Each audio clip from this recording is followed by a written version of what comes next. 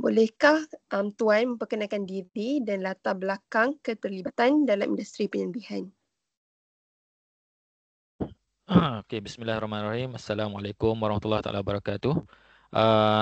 Pertama sekali saya nak terima kasihlah kepada pihak USIM untuk kerana sudilah menembual saya sebagai hala eksekutif di QSR Brands dan lebih spesifik lagi dekat Ayam Mas lah. Okey, saya dekat dalam industri rumah sembelihan ni lebih kurang 10 tahun lebih lah. Tapi dalam keseluruhan industri halal, saya 12 tahun 6 bulan dekat dalam industri halal lah. So, saya dua tahun saya di HQ dekat apa Wisma lah, Wisma KFC. Dan selepas tu saya ditempatkan dekat rumah sembelihan Ayam Mas dekat Bukit Mentajam lah. So saya punya saya bermula dengan kursus halal eksekutif lah. Selepas saya habis diploma, saya masuk kursus eksekutif halal dekat Misdek Melaka. Masa tu under JAKIM saya batch yang keempat kalau tak silap saya. Batch yang keempat halal eksekutif. Masa tu buat training 4 bulan dan praktikal 3 bulan lah. Praktikal 3 bulan. So saya berkampung dekat Melaka lah selama 7 bulan untuk attend halal executive training. So lepas saya habis kursus halal eksekutif, saya terus masuk ke QSR Brand lah. Saya bekerja dengan QSR Brands. Dan semasa saya bekerja tu, saya ambil lagi sijil halal eksekutif dengan UMHRC lah, Universiti Melaya Halal Research Center. Yang tu khusus lebih kurang 4 minggu lah, lebih kurang 2 bulan.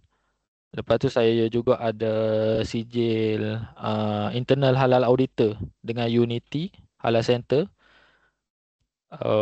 Kemudian saya juga ada ambil SKM. SKM untuk penyembelihan level 2. Dan saya juga ambil SKM level 3 untuk operasi halal. Operasi halal.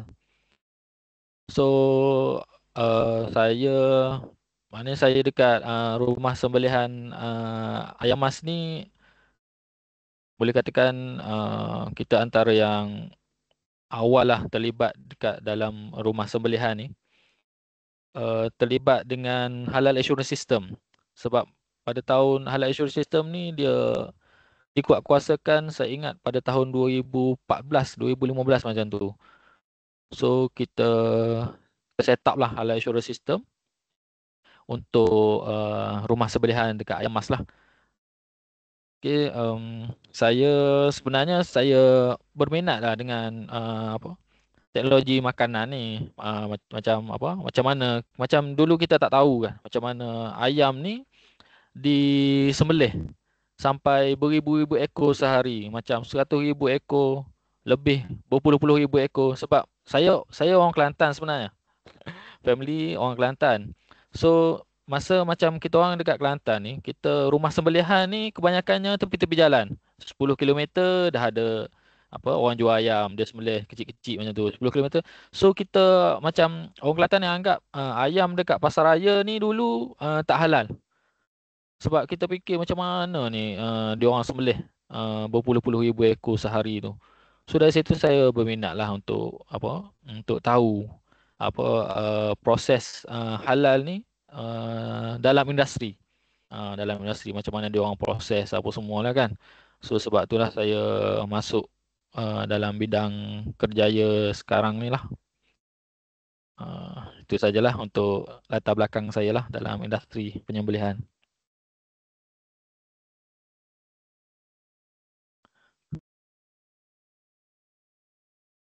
Okay, baik Azim.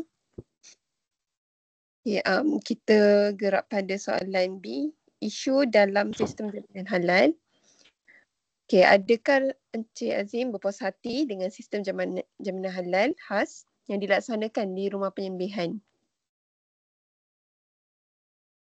Okay, buat masa sekarang saya agak berpuas hatilah dengan sistem jaminan halal yang kita terapkan dekat Ayam Mas ni. Cuma memang kita punya sistem jaminan halal tu akan sentiasa ada penambahbaikan. Walaupun kita dah rasa macam dah okey, tapi sebenarnya setiap tahun mesti akan ada isu-isu baru yang kita perlu update lah dengan kita punya sistem jaminan halal ni. Um, Macam sebenarnya untuk set up sistem jaminan halal ni pada awalnya agak susah lah sebab dia halal ni sebenarnya melibatkan semua department. Semua department start daripada purchasing, daripada receiving area, killing area, investigation area, sampai ke production, sampai ke storage. So semua ni terlibat dengan prosedur persediaan halal. Jadi kita nak set up halal dekat kilang ni, kita nak kena tubuhkan dulu ahli jawatan kuasa halal dalaman ni. Jadi nak tubuhkan ahli jawatan kuasa halaman ni perlu setiap HOD lah. Kita akan lantik setiap HOD.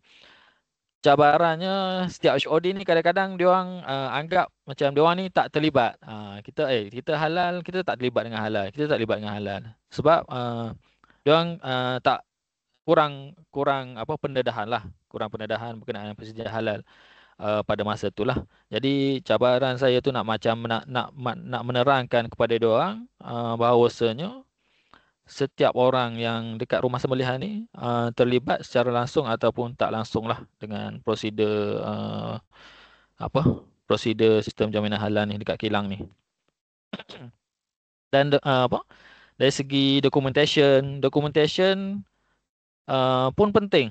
Macam dekat documentation dekat receiving area, kita nak tahu ayam yang kita dapat terima hari tu dia punya saiz average dia berapa. Sebab ada kilang yang dia setting stunner tu based on average berat ayam tu. So kalau macam documentation dekat receiving area tu tak orang kata tak firm, tak ni, kalau macam ayam tu sampai ayam kecil tapi dia orang setting stunner untuk ayam yang besar, kemungkinan ayam tu mati tinggilah. So setiap dokumen tu penting. Kadang-kadang dia orang macam dokumen sebab dia orang dah biasa buat kan documentation tu. Just buat dokumen je tanpa dia orang faham kepentingan dokumen yang dia orang buat tu untuk halal lah. Okey. Lepas tu dari segi pemantauan, kalau macam Encik Azim, sebelum sambung ke pemantauan ni, boleh kami tahu tak, maksudnya di KSR ni dia ada biasanya berapa jenis ayam yang disembelih? Setengah tempat ni dia ada ayam tua, ayam pencin, ayam ni lah, ayam biasa. Kalau di KSR? Cuma kelebihan di QSR ni, kita hanya sembelih sejenis ayam je, doktor. Ayam biasa. Okay. Dan kita punya kelebihannya, kita sembelih ayam saiz yang based on saiz yang boleh katakan average dia samalah. 1.3 sampai 1.9. Kebanyakannya average-nya ayamnya tahap tu je. Sebab tu kalau kita dengan stunner ni tak ada isu sangat. Sebabnya saiz yang sampai dekat kita punya kilang ni konsisten. Tak macam kilang lain lah. Kilang lain macam ada cabaran sikit lah. Ayam besar, ayam pencin dia punya stunner dia tinggi sikit. Kalau kadang-kadang ayam yang kecil dia sampai kena adjust dia punya voltage apa semua tu lah. Kelebihan dekat kita kat situ lah. Sebab sampai tu ayam tu memang kita nak saiz yang lebih kurang sama lah dengan kita punya order tu. Kita dah tetapkan dekat ladang, kita nak saiz macam ni. So dia orang kena hantar ikut kita punya order lah. Kalau macam dia tak dapat hantar ikut kita punya order, dia ada penalty lah apa semua. So Sebab tu macam dekat kita punya rumah sembelihan ni, dari segi saiz ayam tu tak ada kekangan sangat lah. Tak ada cabaran sangat. Okey, untuk audit, pemantauan dan audit. Lagi satu macam kelebihan dekat rumah sembelihan ayam mas ni, kita punya audit, kita boleh buat cross check Doktor. Wan, kita boleh buat cross check sebab kita ada 3 rumah sembelihan dekat Bandar Tenggara, dekat Port Klang dan juga dekat Penang lah, dekat Bukit Mentajam. So every quarter Masuk cross check tu macam mana? Cross check. Maknanya halal exact daripada pelan lain. Daripada pelan lain akan audit ke Penang. Ataupun kadang-kadang orang HQ, Ustaz Hafiz sendiri turun ke rumah sembelihan dekat Penang. So saya pergi buat audit dekat Port Klang, buat Badan Tenggara. So masing-masing buat cross check sendirilah. So itu antara kelebihan dia. Ada apa ni? Macam mana? Sekarang ni di rumah sembelihan bawah ada bawah seluruh Malaysia lah. Dekat seluruh Malaysia. Tak clear tu. Boleh. Okey boleh.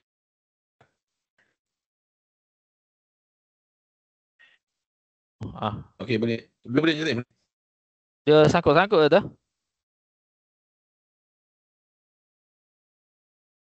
Dengar tak? So ya saya punya. Ya saya nak turunkan sekejap. Ya. Dia sangkut-sangkut.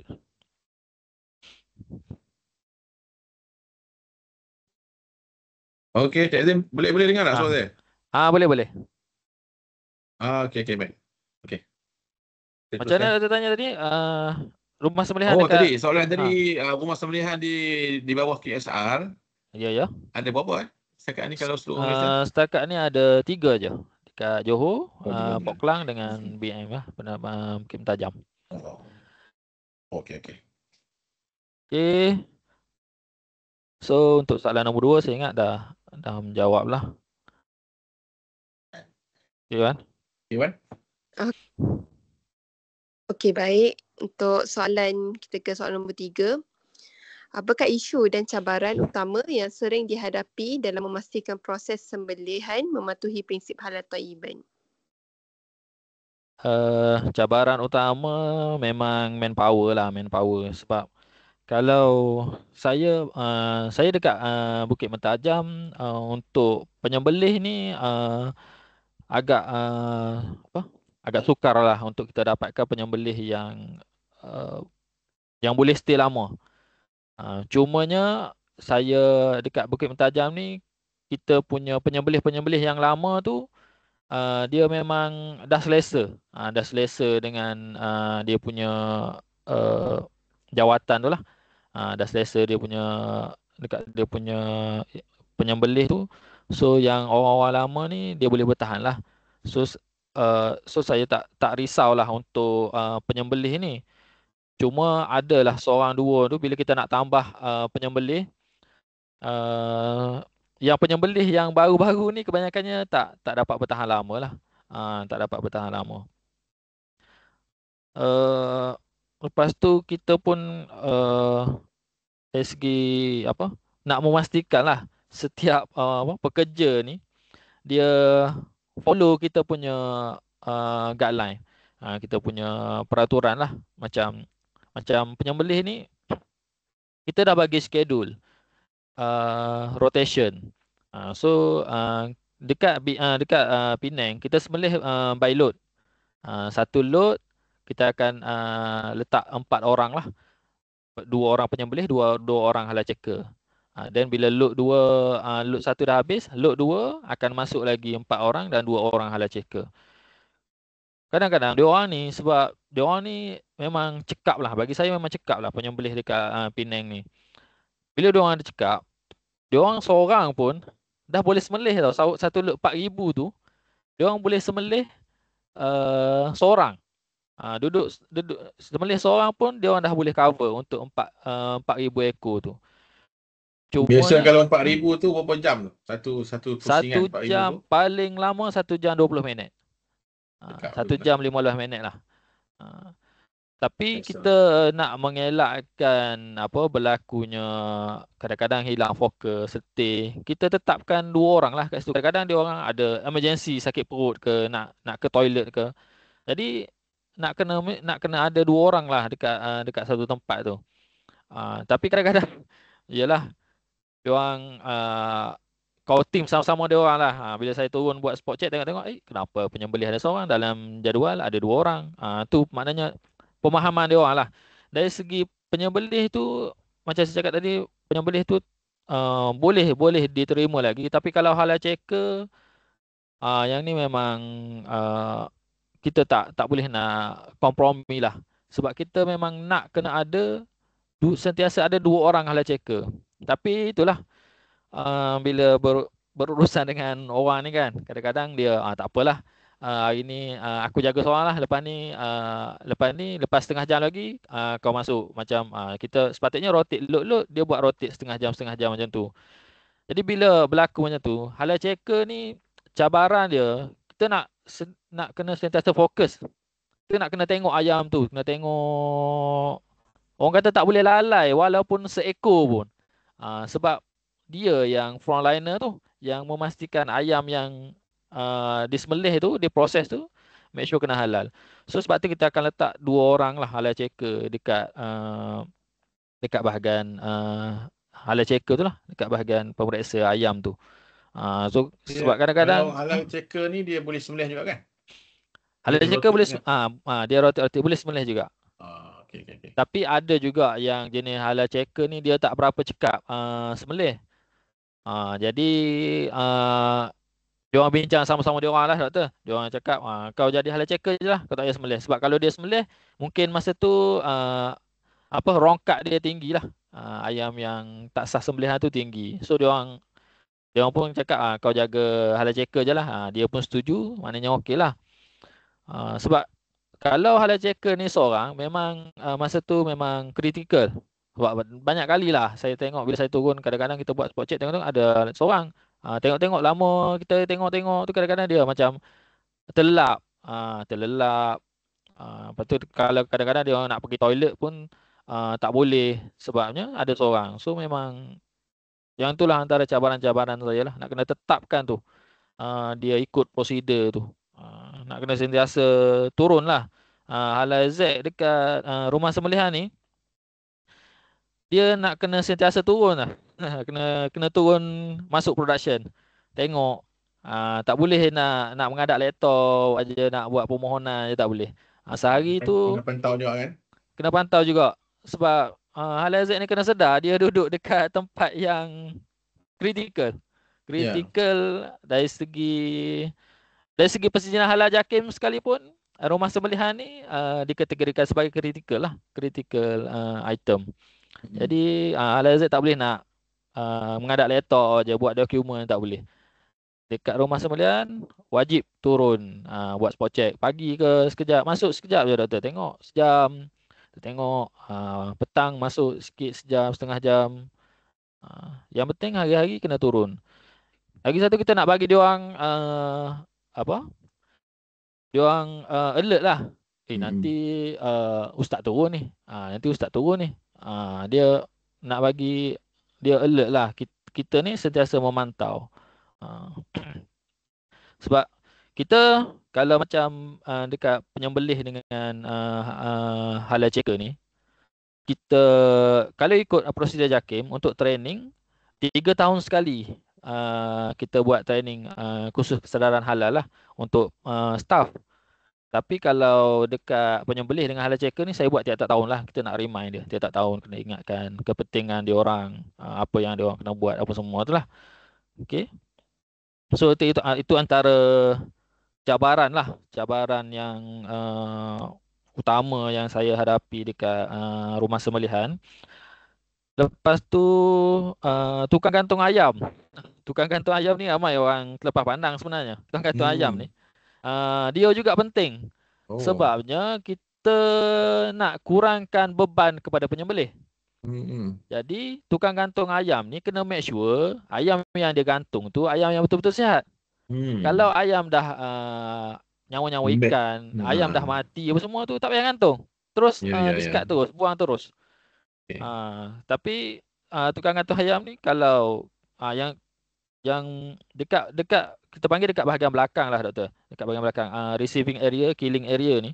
Yang ni memang antara part yang saya kontrol sepenuhnya lah. Saya minta dengan HOD dia, saya nak kawalan bersama.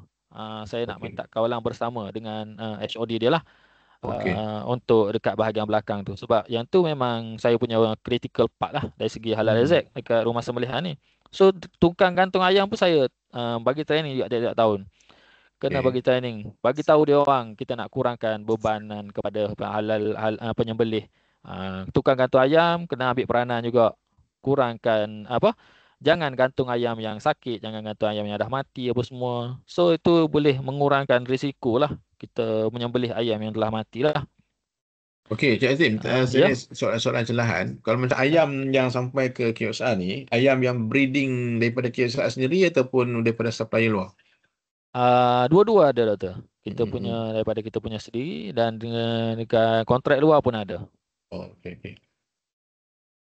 Tapi kita pun dekat farm ataupun dekat breeder pun kita buat audit juga doktor. Kita pergi juga buat audit halal lah. Okey.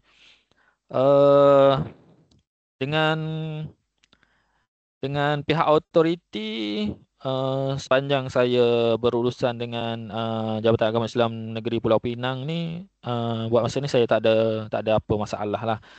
Cuma kadang-kadang ada auditor yang baru tu dia macam kurang kompeten tu, dia bagi cabaran sikit lah kepada kita. Cuma kalau dengan pihak autoriti ni, pengalaman saya lah, kita tak boleh nak bagi tahu yang dia orang tu salah. Itu tak boleh. Itu kita tak boleh. Macam kalau dia bagi isu kat kita, kita cakap ni salah ni isu ni. Kita tak boleh buat macam tu. Kalau boleh kita terangkan kita punya action plan, kita punya halal assurance system kita terangkan dekat auditor tu, dan kita bagi reference kita lah. Sama ada reference MPMP ICM ataupun MS 1500 ataupun mana-mana reference lah. Sebab kalau macam kadang-kadang ada satu isu dekat saya punya rumah sembelihan lah. Dia isu macam saya punya stunner tu dia cakap terlalu perlahan. Terlalu slow. Slow sangat. Macam tak ada efek pun dekat ayam tu. Jadi saya terangkanlah dekat auditor tu, saya cakap macam kita punya stunner ni kita kontrol, memang kita kontrol kita punya stunner. Cumanya kadang kita kan tanyalah, stunner ni sebenarnya nak memudahkan sembelihan dan nak mengurangkan broken dekat ayam tu, broken rib, broken wing, bukan rib, broken wing. Sebab kalau kita tak stunner, penyembelih ni susah dia nak sembelih sebab nak tangkap kepala apa semua. Ayam tu menggerupa pun kuat, boleh menyebabkan tangan-tangan ni boleh lebam lah. Maknanya dia lemahkan sikit ayam kan, bukan nak bagi terus tak bukan sedar nak bagi kan? pensan terus tak sedar. Kalau pensan dia boleh bangun balik tu pun okey. Tapi kalau macam dekat saya tanyalah berapa voltage yang penyembelih rasa sesuai dan selesa lah untuk buat kerja-kerja penyembelih ni. So dia orang dah bagi voltage kat saya, setakat tu saya test, dia kata setakat ni okey. So walaupun ayam tu masih lagi macam kita tengok macam tak rasa, macam kalau macam dekat kilang ni, lepas kita stunner tu kita akan nak test stunner tu, kita akan turunkan ayam tu. So dalam 5 saat ayam tu dah boleh bangun balik. Kalau macam tempat-tempat lain mungkin ambil masa 1 minit, 2 minit, 2 minit lebih untuk ayam tu bangun. Maknanya macam tu auditor tu cakap macam tak ada stunner. Sebenarnya kita depend kepada penyembelih lah. Penyembelih dah selesa dengan walaupun stunner tu sikit je, dia dah selesa, dah boleh penyembelih. Ayam kita tu pun tak ada broken wing apa semua. Kita proceed dengan voltage yang tu lah. Okay. Itu antara ini soalan selit. Saya nak selit satu soalan berkenaan dengan teknik untuk mengetahui ayam yang telah lepas stunner tu dia masih hidup ataupun tidak. Ada tak maksudnya dokumentasi ke macam mana dia ajar kepada tukang sembelih Macam mana nak tahu ayam ni masih hidup ataupun dah mati? Lepas stunning. Lepas tanda tu. Lepas Maknanya tanda. itu bergantung kepada kepakaran tukang sembelih ataupun dia ada dokumentasi di KSR. Antara nak Uh, bezakan lah, ayam mati dengan tak mati. Sebelum ni, mula-mula saya masuk tu, saya saya difahamkan antara part-part yang kritikal ialah selepas tanah dan juga selepas sembelih, maknanya dekat hala checker lah, selepas bleeding time tu. So bila saya masuk, saya letak dekat selepas tanah pun saya letak hala checker. So bila saya letak hala checker ni, macam dia duduk kat situ dah macam tak tak tak function sangat sebab stunner yang saya gunakan tu rendah. Lepas tu macam ayam tu, penyembelih tu sendiri dia boleh detect ayam tu masih hidup ataupun ayam tu dah mati. So bila jadi macam tu, saya dah tak letaklah halal checker selepas stunning tu. Saya just lepas kepada kepakaran penyembelih itulah untuk mengenal pasti ayam tu dah mati ataupun masih hidup. So macam untuk documentation tu kita tak adalah dekat QSR ni. Sebab tapi kalau macam kilang lain, saya buat audit dekat kilang. Saya banyak buat audit dekat rumah sembelihan tu. Boleh katakan 90% rumah sembelihan dekat dalam Malaysia ni saya dah pergi buat audit lah. Dekat Sabah, Sarawak pun saya buat audit juga rumah sembelihan. Ini maknanya dengan JAKIM ke ataupun dengan apa Ini ni? customer QSR. Okey. As supplier lah. Okey. So memang kalau yang guna stunning tinggi tu, dia orang akan letak halal checker juga lepas stunning. So halal checker tu yang akan tengok ayam tu, kalau dah mati dia akan turunkan lah. Maksudnya dia berdasarkan kepada kemahiran dia lah kan. Berdasarkan kemahiran dia. Selalunya dia akan tengok dekat punggung ayam tu, doktor. Dia akan jadi kemuk. Maksudnya ayam tu masih hidup lah. Itu dah kita kalau ada kami boleh buat dokumentasi sikit untuk pengajaran budak-budak kan. Ataupun untuk rujukan di pihak industri jugalah kan. Maksudnya tanda-tanda tu. Kalau kita macam sembelih lembu, terjelir lidah tu, dah matilah. Kalau ayam ni jarang buat orang kita nak dah mati stunner kan. Sebab dia pingsan, nak tentukan pingsan macam mana sedar balik kan. Kita tak pernah. Mungkin untuk next punya research kot tu. Boleh kita buat tu. Boleh tu. Okay. Yang saya ingat dengan pihak authority, bagi saya tak ada masalah lah, sebab saya pun alhamdulillah dah sepanjang 10 tahun saya handle rumah sembelihan dekat Penang ni, hanya 3 tahun je saya ada NCR. Yang 7 tahun tu tak ada NCR, hanya ada teguran biasa sajalah. Okay, saya ingat dah selesai untuk soalan nombor 3. Okay, what next? Okay, baik. Soalan seterusnya. Bagaimana pihak rumah sembelihan menangani sebarang pelanggaran atau ketidakpatuhan terhadap prosedur halal? Okay, kalau macam kita punya ayam mas dekat kita praktik ayam mas, kita akan follow kita punya QA lah, macam mana dia nak handle setiap isu. Kita nak kena sediakan satu laporan lah. Laporan tu pun memang kena detail lah. Orang kata laporan yang komprehensif. Kita nak kena ada root cause analysis. Punca berlakunya isu tersebut. Kita kena cari dulu lah punca dia tu. Lepas tu kena ada detail action plan. Bila jadi sesuatu isu, kita akan cari PIC dia dulu. Kita akan cari PIC dia, kenapa jadi macam ni. Kita akan tanya juga dia pandangan ataupun cadangan dia. Cadangan untuk selesaikan isu tersebut. Bila dia bagi pandangan dia, kita cubalah untuk tambah baik ataupun kalau dah okey, kita bersetujulah dengan cadangan yang dia nak buat tu. Lepas tu action plan tu kita akan bagi timeline. Kita tak boleh cakap tak apa, nanti saya buat. Kita tak naklah action plan yang macam tu. Kita akan bila ada isu, dah ada action plan, planning untuk action plan, kita akan bagi timeline sekali. Maknanya dia cakap dia boleh buat, so kita akan bagilah minggu depan boleh settle, 3 hari lagi boleh settle. Kalau dia cakap boleh, so kita akan set timeline tu. Lepas tu kita akan make sure lah kena apa ada PIC lah, person in charge yang bertanggungjawab untuk handle isu tersebut. Dan paling penting gambar lah, gambar. Sebab gambar sebelum dan selepas lah. Sebab kita nak ada benda yang kita boleh ukur lah. Maknanya gambar yang sebelum isu tu berlaku dan selepas isu tu berlaku, kita nak tengok apa perubahan dia.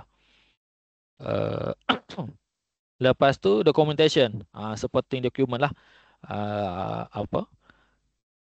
Isu tu, contohlah isu tu daripada mana isu tu boleh dapat. Contoh atau ada external auditor, ataupun ada isu daripada internal auditor, ataupun isu daripada laporan staff. Kita kena ada ni lah, kena ada supporting document tu lah, reference dengan audit finding tu lah. So kita kena start daripada audit finding. Contoh kalau isu daripada external, kita kena tulislah kat situ external punya isu. Lepas tu supporting document, dokumen-dokumen yang action plan yang buat tadi lah, kita nak record. Lepas tu reference lah, kalau ada reference, kena attachkan sekali reference kat situ lah. So dekat situ supaya documentation ni senang untuk kita cari rujukan lah sekiranya isu itu berulang. Okey. Untuk nombor 4, saya ingat macam itulah kita punya action plan lah terhadap ketidakpatuhan tu. Iwan? Okey, baik. Seterusnya, adakah terdapat cabaran dalam mengekalkan persediaan halal dari segi kos, latihan atau pematuhan berterusan? Cabaran mengekalkan persediaan halal. Untuk ayam emas ni, kalau ikutkan dari segi kos, kita tak ada cabaran sangatlah dari segi kos. Cumanya kalau macam melibatkan kos maintenance yang tinggi, mungkin itu akan ambil masa sikit lah. Oh, sorry. Sebab macam kita dekat QSR ni, kita sebagai syarikat korporat. Jadi untuk mendapatkan kelulusan bajet untuk isu-isu yang melibatkan maintenance yang tinggi, contohlah kalau macam store, dekat store kita punya cooling system tu breakdown. So benda-benda tu melibatkan kos yang tinggi. Kadang-kadang nak mendapatkan kelulusan BOS tu banyak peringkat yang nak kena pergi. Start daripada dekat saya punya plant, membawa ke Port Klang, HQ Ayamas. Bila dekat HQ Ayamas, dia orang akan bawa pula kepada meeting dekat QSR. QSR pula nak kena tunggu management meeting apa semua. Yang tu yang cabaran lah. Cabaran dia timeline nak menyelesaikan isu-isu yang melibatkan kos yang tinggi lah. Tapi benda tu akan diselesaikan juga, cuma ambil masa lah. Ambil masa disebabkan tadilah step-step yang perlu ni. Dari segi latihan dan pematuhan, alhamdulillah lah, kita orang Halal Zack ni dekat Ayam Mas ni, dekat QSR ni, dari segi latihan semua tak ada masalah. Sebab manajemen memang support 100% lah, support 100%.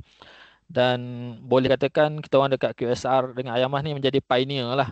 Pioneer. Ada apa-apa latihan je, kita orang dulu attend. Contoh macam SKM. SKM penyembelihan. SKM penyembelihan ni, penyembelih Ayam Mas lah yang jadi orang yang 001 yang dapat SKM penyembelihan. Saya ingat dekat lain baru nak buat lah. Kita punya penyembelih dekat Ayam Mas ni, selain daripada tauliah sembelihan, kita juga ada mendapat pengiktirafan lah daripada SKM. Dan kita lah yang set up SKM penyembelihan tu, kita yang set up daripada awal lah. macam mana prosedur nak menilai peserta, macam mana kita nak soalan-soalan untuk interview penyembelih, dari segi pemarkahan, semualah kita set up lah. Kita set up daripada awal lah. So dari segi latihan tak ada isu. Sebab macam saya pun macam-macam sijil lah saya ada. Kalau bawa file saya tu, dalam tu macam-macam sijil. Ada sijil halal AZ, halal auditor, sijil SKM untuk penyembelih, tauliah penyembelihan saya ada, SKM 3 pun halal operasi halal pun ada, pegawai penilai untuk SKM halal pun saya ada. So maknanya dari segi latihan ni tak ada isu lah. Alhamdulillah dekat Ayamas tak ada isu. Sebab memang diorang support lah, manajemen support dari segi latihan lah. Okay. Okay. Okay. Baik, soalan seterusnya nombor 6. Apakah langkah penambahbaikan yang dirancang bagi memperkukuh pelaksanaan sistem halal di rumah sembelihan ini? Buat masa sekarang ni, kalau ikutkan prosedur yang sedia ada tu dah memadai lah bagi saya untuk memastikan rumah sembelihan ni mengikut prosedur-prosedur yang telah ditetapkan oleh pihak JAKIM. Tapi macam saya cakap tadi lah dekat doktor, walaupun kita rasa prosedur sekarang ni dah okey, tapi sebenarnya setiap tahun akan ada benda-benda baru yang kita rasa benda tu kritikal. Contohlah macam sebelum ni saya mula-mula masuk, kita tekankan kepada penyembelih dengan halal checker. Bila dah lama sikit kita tengok ayam yang masuk ke dalam air panas ni dekat scalding tank tu, dekat situ suhu pun nak kena kontrol. Sebab kalau tak kontrol nanti ayam tu ayam masak, bila dah masak daging ayam tu dimasak dengan air yang tak bersih lah, yang tak bersih. So bila dah lama tu, beberapa tahun yang sebelum ni, 2-3 tahun lepas, kita dah mula tengok kepada penimbang, macam penimbang ayam, semua-semua tu dah menjadi antara, sebelum ni benda-benda macam tu isu QA je, QA yang ambil peranan lah untuk kawal benda tu. Dan sekarang ni halal dah mula masuk lah, dah mula ambil berat pasal benda-benda tu. Sebab kita order depend on customer. Kalau customer nak ayam weight range size 1.5, 1.7. So kita nak kena make sure lah ayam yang kita hantar tu mengikut berat yang telah ditetapkan lah. Kalau tak ikut berat, jadi urus niaga kita tu lah jadi tak sah lah. Jadi antara benda-benda tu antara benda-benda yang barulah kita pantau lah dari segi prosedur halal. Okay. Okay, baik. Soalan seterusnya nombor 7. Adakah Tuan merasakan perlunya penambahan atau pengemas-kimian garis panduan halal sedia ada? Jika ya, dalam aspek apa? Untuk garis panduan sekarang ni, saya ingat tak ada isu lah, tak ada isu. Cumanya macam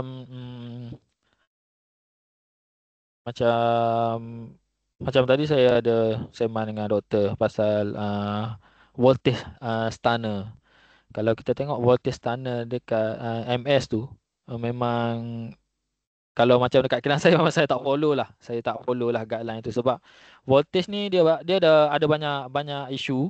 Sebabnya setiap kilang mesin dia berlainan. Mesin stunner tu berlainan. Ada yang guna stunner voltage, ada yang guna amp. So kalau macam voltage ni dia ada dua pula. Direct current dengan arus ulang alik tu, dia ada voltage dia berbeza juga. So macam dekat kilang saya bila saya punya dekat saya punya stunner guna alternate current. So guna alternate current, dia punya voltage tu dia bukan 2.5, dia 25. 25 voltage.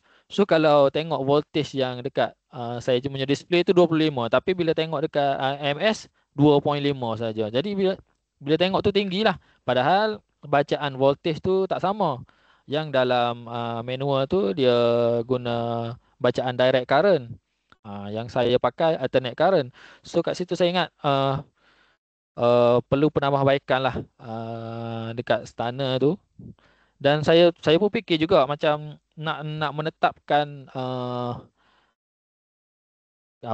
maksimum ataupun minimum bacaan stunner tu mencabar jugalah kepada pihak yang meletakkan garis panduan ni, sebab mesin banyak jenis mesin.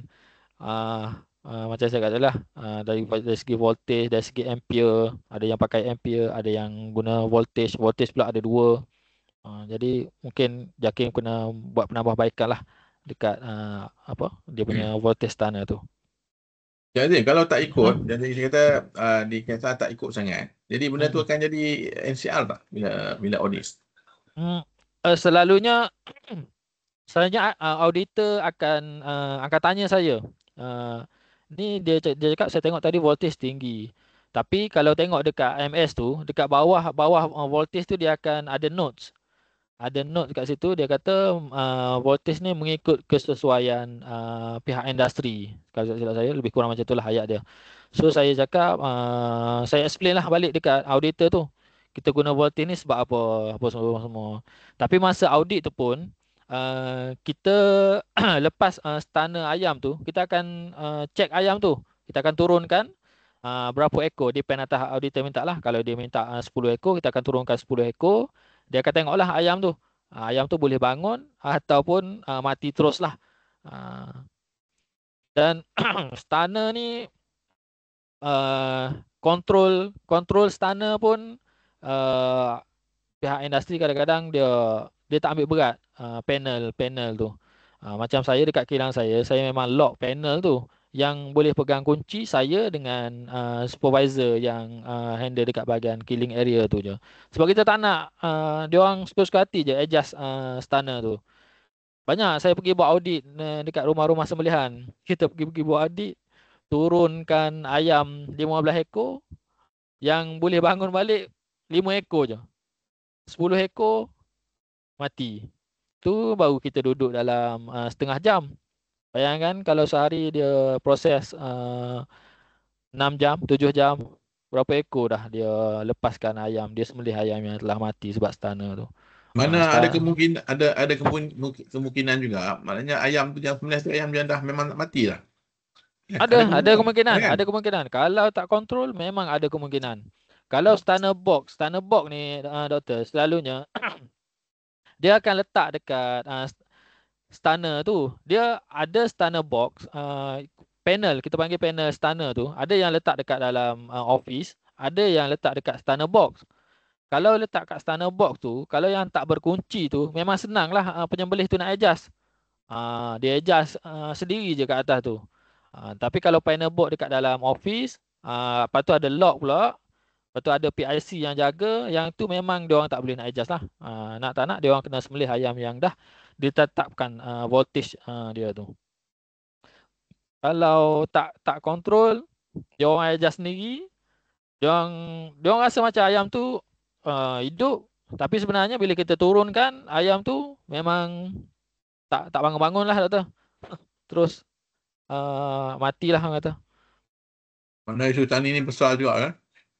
Isu tani ni besar. Isu tani ni kalau tak kontrol memang kritikal. Sebab tu macam saya cakap tadi lah, halal lazat dekat rumah sembelihan tu kena sentiasa turun lah. Kena sentiasa turun padang. Okay. Baik. Jadi rasa kita dah selesai untuk bahagian B. Itu kita pergi yang bahagian C lah. Ini lebih kepada cabaran kerjaya dalam sektor sembelihan. Yalah. Iwan boleh proceed soalan yang pertama? Okey, baik doktor. Okey, pertama, Apakah cabaran utama yang dihadapi oleh individu yang ingin menceburi kerjaya dalam sektor rumah sembelihan, khususnya sebagai halal eksekutif atau penyembelih?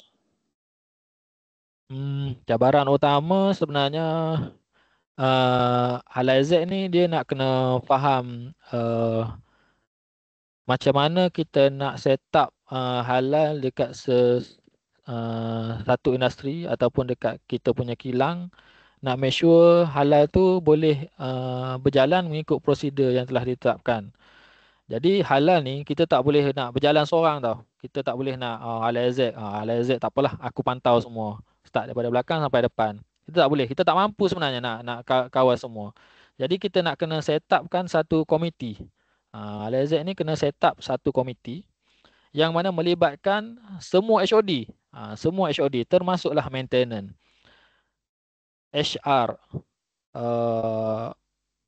store, purchasing, production, semua ada peranan masing-masing dalam persijinah halal. Jangan cakap tak apalah maintenance tak apalah, tak penting. Tak ada kena mengena dengan halal pun. Tapi kalau macam dekat kilang saya, maintenance main peranan yang penting untuk memastikan stunner box tu berfungsi dengan baik. Macam saya punya stunner box. Tiap-tiap tahun kita akan buat calibration. Kita nak make sure yang display tu kena sama dengan yang voltage yang ada dekat stunner box tu. Dan 2 bulan sekali pihak maintenance kena make sure dia orang kena check voltage yang ada dekat stunner box tu kena sama dengan apa yang display tu. So maintenance main peranan penting lah dekat dalam perjalanan halal ni. Jadi kalau halal masuk tu jaga maintenance tak ada isu sangat lah. Tak payah lantik lah dia orang. Sebenarnya ada isu. Kalau betul-betul kita ikut tengok guideline tu, ada isu. Setiap department memainkan peranan lah. Jadi halal exec ni kena pandai dan kena tahu lah. Kena tahu untuk kontrol halal dekat kilang ni. Lepas tu bila dah lantik tu kita nak bagi pemahaman pula. Kadang-kadang bila kita lantik ni biasalah, kita lantik ni tak ada tambah allowance lah. Tambah kerja tapi gaji tak naik. Jadi kita nak bagi dia orang faham lah apa function dia orang dalam halal komiti ni. Macam saya buat surat lantikan. Dekat surat lantikan tu kita attach sekali lah dia punya job scope tu. Kalau dalam MS pun ada tu benda tu. Kena ada job scope untuk setiap ahli jawatan kuasa yang dilantik tu lah. So bila lantik tu kita terangkanlah dia punya job scope apa semua tu, apa peranan dia, apa kepentingan dia untuk halal ni. So bila dia orang dah faham, barulah dia orang boleh bagi kerjasama dengan baik lah dekat halal eksekutif ni. Kalau kita just lantik dia dan dia rasa benda tu menjadi bebanan untuk dia, agak sukar lah halal exec ni nak kontrol persijinah halal dekat dalam rumah sembelihan ni. Macam HOD store. HOD store pun main peranan penting juga. Kadang-kadang dekat kita punya storage ni kadang-kadang ada product return daripada outlet ataupun daripada pasaraya. Kadang-kadang produk return tu yang return masuk dekat kita punya store tu bukan produk kita pun. Kadang-kadang dia orang tertukar. Pasaraya ni tersilap bagi produk orang lain masuk ke dalam kita punya storage. Yang tu isu kritikal juga tu. Kalau auditor datang, dia masuk-masuk tengok dalam storage, ini bukan produk awak ni tak bagi tahu pun dekat kita. Awak ada produk yang ni tak declare pun dekat kita. Dah jadi kesalahan besar dan boleh menyebabkan sijil halal kita digantung. Jadi kita nak kena bagi tahu. Ayam daripada syarikat lain masuk dalam storage yang KSR punya. Betul. Ada boleh berlaku kalau bila hantar dekat pasaraya boleh berlaku. So benda-benda macam tu kita nak kena terangkanlah dekat HOD store. Nak dapat kena make sure produk yang dia simpan dekat dalam storage tu hanya produk yang dikeluarkan oleh Ayam Mas dan produk yang kita declare dengan pihak Jaib ataupun pihak JAKIM lah. Produk luar daripada tu tak boleh nak simpan. Kalau nak simpan kita tanya halal exec dulu. Macam mana ni ada produk ni. kena check dulu yang sebab tu macam product return kita ada checklist lah. Kita tengok product return yang sampai itu produk apa. Ni produk kita ke produk orang lain. Kalau produk orang lain kita tak boleh nak accept lah, kita tak boleh nak terima lah. Sebab benda tu melibatkan isu yang besar. Jadi peranan setiap orang tu penting lah. Dan nak memahami, nak bagi orang faham peranan dia ni cabaran lah, cabaran utama. Bagi saya cabaran utama lah. Lepas tu nak berurusan dengan penyembelih. Orang kata nak handle people. Nak handle people ni cabaran utama lah dekat rumah sembelihan ni. Sebab kita dekat rumah sembelihan ni mengharapkan orang yang menjalankan prosedur kita tu. Kalau macam contoh macam QA, ada kilang yang canggih macam QA, dia just monitor dalam office je. Ayam yang dia letak kamera, dia monitor dekat office. Ayam yang tak ikut spek ataupun dia nampak macam ayam tu ada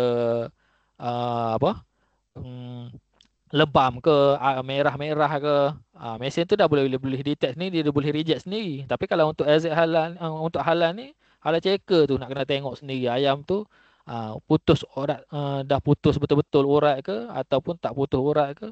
Tu kita nak kena make sure lah dia orang betul-betul tengok lah, betul-betul tengok. Bagi saya itulah cabaran utama tu lah, nak manage people dengan nak manage halal dekat kilang lah. Sebab saya dekat kilang ni memang alhamdulillah lah, ayam mas dekat ayam mas ni memang dia orang support 100% saya punya peranan saya dekat situ lah. Saya brief dia orang semua. Macam saya punya file, ni file apa, audit apa semua. Sebab saya dekat QSR ni sebagai halal eksekutif dan juga sebagai halal auditor. Jadi saya tak sepanjang masa ada dekat kilang. 2 minggu ada dekat kilang, 2 minggu saya keluar buat audit. Saya keluar buat audit apa semua. So kadang-kadang auditor yang datang tu masa saya outstation.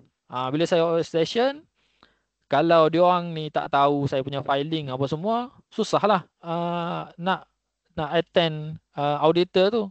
Jadi banyak isu yang jumpa lah. Dokumen ni tak lengkap, padahal benda tu ada dalam file.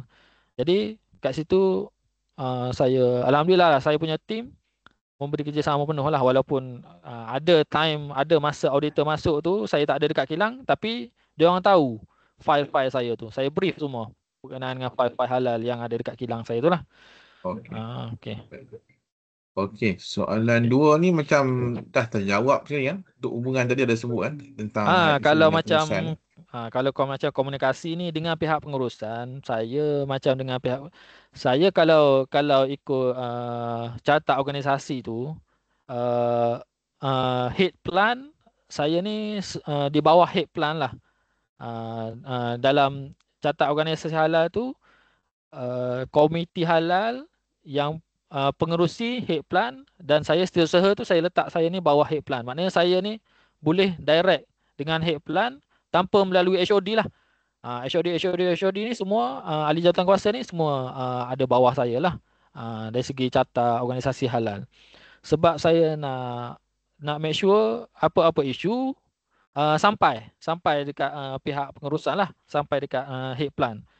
Jadi dengan komunikasi ni dengan pihak pengurusan, kena ada dalam grup WhatsApp. Biasalah sekarang ni semua ada grup WhatsApp kan. Saya set up grup WhatsApp. Kadang-kadang apa yang berlaku harian, kadang-kadang isu-isu kecil je, dekat label ayam yang sah sembelihan tapi belum mati dengan ayam yang tak sah sembelihan. Dia ada label-label dia ada bakul-bakul dia. Kadang-kadang dia orang tak letak logo, tak letak label tu. Saya ambil gambar, snap gambar, update dekat bos. Kadang-kadang benda-benda kecil macam tu pun bos nak kena tahu jugalah kan. Kalau macam dia tahu yang secara roughly saja, susah juga ni. Lepas tu mesyuarat, melalui mesyuarat lah, mesyuarat every quarter. Kita dekat Ayamas ni kita praktik every quarter. Kalau dekat Ayamas ni banyak meeting lah tu. Dekat kita start daripada meeting dekat Kilang. Lepas tu kita akan meeting dekat Ayamas. Maknanya ketiga-tiga plan. Ketiga-tiga plan, isu tiga-tiga plan akan meeting dekat head Ayamas. Lepas tu isu dekat Ayamas kita akan bawa ke QSR pula. Oh, okey. Banyak meeting. So kadang-kadang masa awal-awal dulu saya macam nak buat meeting nak isu apa sebab dia orang dah meeting HACCP, dah meeting setiap bulan, dah ada meeting HACCP apa semua. Jadi kita macam saya rasa macam tak perlu kot. Tapi sebenarnya bila saya buat meeting tu macam-macam isu timbul. Ya. Ada isu tu, ada isu ni, ada isu ni. Tak lama pun 45 minit, setengah jam, tapi ada isu yang berkaitan dengan halan. Jadi meeting ni penting lah. Meeting penting. Okay. Walaupun dalam manual tu cakap paling sekurang-kurangnya 2 kali setahun, kita dekat Ayamas kita praktik every quarter lah. Okay. So kalau macam isu-isu serius apa semua, terus direct dengan text dekat bos lah ataupun call lah. Call. Dengan penyembelih pun sama juga. Dengan penyembelih ni kita kena buat short briefing pagi-pagi. Pagi-pagi tu macam sebelum dia orang start sembelih, kita just short briefing je, bagi tahu hari ni kita sembelih dalam 16,000 ekor. Semalam alhamdulillah ada rongkat ada berapa ekor je, kurang 10 ekor. So hari ni minta kekalkan. Hari ni tanyalah hari ni semua okey ke, ada yang kurang sihat ke, ada dah planning untuk cuti ke minggu depan apa semua. Macam tu je. Kurang daripada 10 minit je. Kurang daripada 10 minit. Tu ambil berat dan tentang isu-isu peribadi masing-masing kan. Jangan berat. Kadang-kadang time tu dia orang cakap, saya minggu depan saya plan nak cuti lah, Ustaz. Boleh plan tak? Saya boleh plan lah maknanya. Tapi kalau kita tak ada komunikasi tu, dia pun tahu-tahu cuti. Dah tak ada orang nak replace, dah tak ada orang nak jaga untuk alat checker apa semua tu. Jangan ambil masa lama sangat, nanti dia orang boring. So ambil dalam kurang daripada 10 minit, 5 minit pun dah cukup. Okey. Dengan auditor pun samalah. Kita kena selalu contact. Kalau ada isu, saya minta lah nombor auditor apa semua. Dia orang pun okey. Kalau ada isu, just tanya direct. Macam kita macam contohlah kita nak renew tauliah sembelihan, tauliah penyembelih. Kita sebenarnya tak ada guideline tau, tak ada SOP yang khusus bila perlu untuk kita renew tauliah sembelihan tu. 2 bulan sebelum ke, 3 bulan sebelum ke. Tak macam Sijalan 6 bulan sebelum kita dah boleh renew. Jadi benda isu-isu macam tu lah, kita just telefon lah tanya, macam mana ni, saya nak tanya pasal ni. Kita nak ada bonding dan dia tahu kita alert berkenaan dengan benda-benda yang ada dalam isu-isu yang ada dekat dalam kilang ni lah. Kalau ada isu NCR, kalau benda tu boleh perlu masa yang panjang, kita cuba call, kita cuba WhatsApp, kata benda ni manajemen dah setuju untuk selesaikan, cuma perlu ambil masa lebih sikit. Kita nak kena ni lah, nak kena communicate lah. Jangan tak apalah, timeline bagi esok, tapi benda tu boleh siap minggu depan. Kita pun tak apalah, tunggu minggu depan nanti kita bagilah. Tak boleh. Kita kena bagi tahu dia, sekurang-kurangnya kita maklumkan dia. Isu ni boleh, insya-Allah saya boleh settle untuk minggu depan. Saya nak minta masa sikit apa semua. So benda-benda macam tu lah yang kita kena ni lah dengan auditor dari segi communication lah. Okay, Wan, next question. Okay, next soalan nombor 3. Adakah wujud kekurangan tenaga kerja terlatih dalam bidang halal di rumah sembelihan? Jika ya, apakah puncanya? Kalau ikutkan memang kekurangan penyembelih. Susah nak cari penyembelih sebenarnya. Sebabnya saya ingat isu first kali sebab dia memerlukan kemahiran yang tinggi lah. Bagi saya kemahiran yang tinggi. Kalau macam dekat saya punya plan, alhamdulillah sebab orang lama ni dia dah boleh maintain dekat plan. Kalau macam dekat Port Klang, susah nak cari penyembelih dan ikutkan dekat Port Klang kita guna penyembelih daripada luar, foreigner. Itu pun keistimewaan tu hanya diberi kepada ayam mas sahaja untuk kita hire penyembelih daripada luar. Ni zaman sebelum saya masuk lagi lah keistimewaan ni diberikan kepada ayam mas. Saya pun tak tahu kenapa. Tapi kalau ikutkan kontroversi jugalah kan. Orang lain akan isu lah. Kenapa ayam mas boleh, pelan lain tak boleh. Jadi kebanyakannya Jais akan jawab sebab kawalan halal dekat ayam mas ni ketat. Ayam mas ni ada white list lah apa semua. Selalunya akan jadi macam-macam tu lah. Tapi hakikatnya memang nak dapatkan penyembelih dekat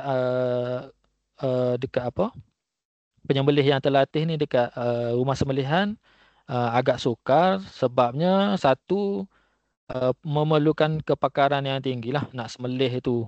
Lagi satu nak kena berdiri lama. Lepas tu tempat penyembelih ni dia tempat yang basah dan kotor. Sebab kita nak sembelih ni kena sentiasa pisau tu sentiasa basuh. Sembelih seekor basuh pisau. So air shower tu sentiasa kena dekat badan lah. So kadang-kadang orang yang tak tahan kulit dia akan cepat ada jangkitan kulat air lah macam-macam lah. So yang tu antara faktor-faktor dia dan faktor utama dia tu macam doktor cakap je lah gaji. Macam dekat kita ayam mas ni pun kita dekat penyembelih kita ada bagi allowance. Contoh macam allowance penyembelih. Allowance penyembelih 100. Allowance tauliah 50. Bagi saya agak rendah lah allowance tu dengan kepakaran yang dan peranan yang diorang mainkan tu. Dan yang terbaru ada sijil SKM. Sijil SKM ni just ambil sijil SKM tapi tak ada apa-apa benefit lah juga. Tak ada apa-apa benefit untuk diorang. Sepatutnya bila diorang sekarang ambil je. Sekarang ambil bagi ada SKM tapi company tak provide apa-apa benefit pun untuk sijil SKM tu. Okey. Sepatutnya macam di QSR ni Cik Azim, dia ada maksudnya ada allowance setiap ekor ayam tu ada ni lah. Maksudnya komisen lagi ke ataupun memang berpada dengan gaji yang dia dapat je lah. Tak ada. Dia orang gaji pun macam kalau macam grade cuma grade dia orang grade lain lah. Kalau macam general worker grade 1 dia orang masuk dengan grade 2. Tapi dia orang ada setiap grade ni dia orang ni ada gaji mati. Kalau contoh grade 2 gaji mati dia orang setakat 2,000. So kalau kenaikan setiap tahun dah sampai 2,000, lepas 2,000 tu dia orang dah tak boleh naik, tak ada kenaikan lah. Just sebab ada allowance lah. Mungkin itulah maksudnya benda-benda yang akan menyebabkan dia lari tempat lain kan. Betul. Jadi kalau ikutkan untuk penyembelih ni kena ada orang kata allowance yang berbaloi lah dengan dia punya kepakaran dan juga dengan dia punya peranan lah. Macam tu. Okay. Yang ni yang keempat saya rasa mungkin dah terjawab tadi. Ya. Okey, kita pergi ke soalan 5. Soalan yang kelima, pada pendapat Tuan, apakah bentuk inisiatif atau sokongan yang perlu disediakan untuk menarik lebih ramai tenaga kerja berkualiti ke dalam sektor ini? Insentif ni macam saya cakap tadi lah, insentif pemegang sijil tauliah, allowance sebagai penyembelih, allowance SKM tu sebenarnya doktor pada sebelum 2018 ke 2019 saya pernah buat satu projek lah untuk mendapatkan penyembelih ni. Saya pergi ke saya dapatkan senarai pusat-pusat tahfiz dekat negeri Pulau Pinang ni. Saya dapatkan senarai, saya telefon satu-satu, saya tanya pusat tahfiz ni ada tak pelajar yang orang kata tak ada peluang untuk menyambung pelajaran ke tempat lain dan berminat untuk bekerja dengan Ayam Mas sebagai penyembelih. Apa semua saya tanya semua, dan uh, alhamdulillah adalah 3 orang lah budak-budak tahfiz yang kita lantik sebagai menjadi kita punya penyembelih lah. Tapi itulah tak bertahan lama lah sebabnya uh, mungkin bagi dia orang insentif ataupun benefit yang dia orang dapat dengan kerja tu tak tak berbaloi lah. Tak setimpal dengan Kerja teruk kan, busuk. kerja teruk, busuk, basah. Yang paling lecehnya, doktor, dia bila habis satu lot, dia nak rehat. So masa rehat tu dia mandi. Dah habis lot 2, lot ketiga dia nak masuk lagi. Dah habis lot 3, nak kena mandi lagi. Sehari tu dah berapa kali mandi ada orang. Tapi itulah. Tu antara kita punya pernah buat lah projek ni. Untuk mengambil pelajar-pelajar tahfiz yang mungkin tak ada peluang untuk sambung pelajaran. Kita ambil untuk dia bekerja dengan Ayam Mas. Tapi bertahan paling lama pun ada yang bertahan tak sampai 2 tahun lah. Tak sampai 2 tahun. Okay. Iwan, kalau lebih boleh kita pergi soalan yang ke-6 Ke-6, tekanan kerja macam saya cakap lah, perlu berdiri lama. Lepas tu dalam keadaan basah, kotor. Dan yang paling penting sekali nak kena fokus yang tinggi. Dia ada orang macam production, budak orang store cakap lah, penyembelih syok lah kan, kerja sejam setengah, rehat sejam setengah, kerja sejam setengah, rehat sejam setengah. Ya memang syok, tapi sebenarnya sejam setengah tu dia memang sepenuh masa tumpuan dia tu, tanpa apa orang kata 5 saat pun, sesaat pun dia tak boleh nak hilang tumpuan dia tu. Nak kena fokus je. Sebab nak kena tengok lah urat tu putus tak putus apa semua. Jadi itu antara. Lepas tu waktu kerja. Waktu kerja sebab kita dekat Ayam Mas, bila ada perayaan, permintaan tinggi. So bila permintaan tinggi, nak dapat cuti tu susah. Jadi cuti raya tu nak tak nak, hari raya pun kadang-kadang hari raya pertama pun kita jalan juga sebab permintaan tinggi. Yalah, bila raya pun pergi makan KFC je. Betul. Dan hakikatnya doktor, hari raya tu sale KFC lagi tinggi daripada hari biasa. Betul. Duit banyak, budak-budak pun duit banyak. Pergi makan KFC. Itulah antara kekangan dia kan, tak boleh nak raya lah. Itulah. Okay, baik. Okey, saya rasa soalan 7-8 ni boleh wrap up lah. Boleh kalikan isu cabaran, boleh halat exact dan juga cadangan lah. Okey. Untuk isu halal exact ni sebenarnya kalau dekat rumah sembelihan, doktor, untuk orang kata untuk kenaikan pangkat ataupun untuk ke level yang lebih tinggi tu agak sukar lah. Sebab halal exact ni dia support department ni, dan kita tak ada staff. Macam saya tak ada staff. Tak ada staff bawah saya. Sebab kita support QA, support store, support production, support RA, KA, EV apa semua. So bila tak ada staff, untuk kenaikan pangkat tu macam untuk jadi senior exec ke, untuk jadi assistant manager, agak sukar lah. Management macam tak nampak sangat lah keperluan untuk kenaikan pangkat ni. So mungkin halal exec kena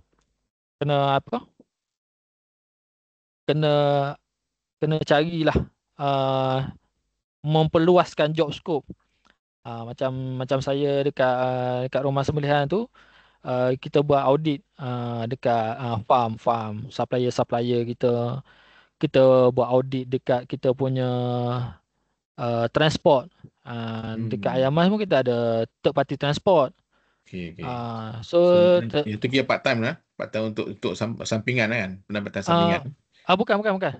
Maknanya kita punya tambah job scope sebagai halal asset data. Bukan kata bukan fokus kepada halal asset just jaga rumah sembelihan je. Kita nak dalam masa sama kita nak support lah kerajaan Malaysia kan, dia nak menyeluruh, persilah halal tu menyeluruh.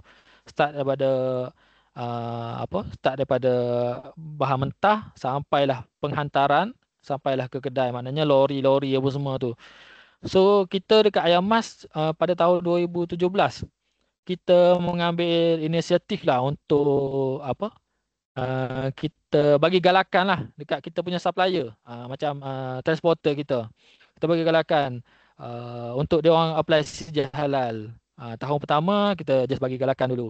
Tahun kedua pun kita dah start follow up macam mana boleh tak dapatkan sijil halal. Tahun ketiga kita dah start enforce kan.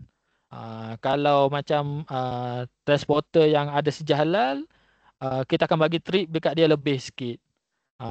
Kalau yang tak ada sijil halal, kita akan kurangkan trip. So dia orang kita nak bagi enforcement secara berperingkat lah untuk dia orang dapatkan sijil halal. Dan alhamdulillah doktor, daripada sebelum ni kita ada 5 transporter, semua tak ada sijil halal.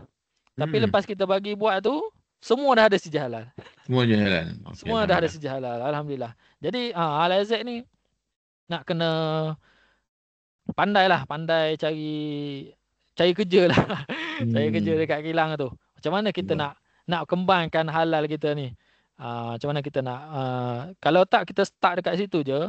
Bila bagi saya untuk stablekan kita punya halal assurance system dekat kilang ni, mungkin kalau yang cekap sikit dalam 3 tahun dah boleh stable. Kalau mungkin yang slow sikit mungkin 5 tahun. Tapi bagi saya 5 tahun lah. Sebab halal ni selalunya dia tak ada ni, dia tak ada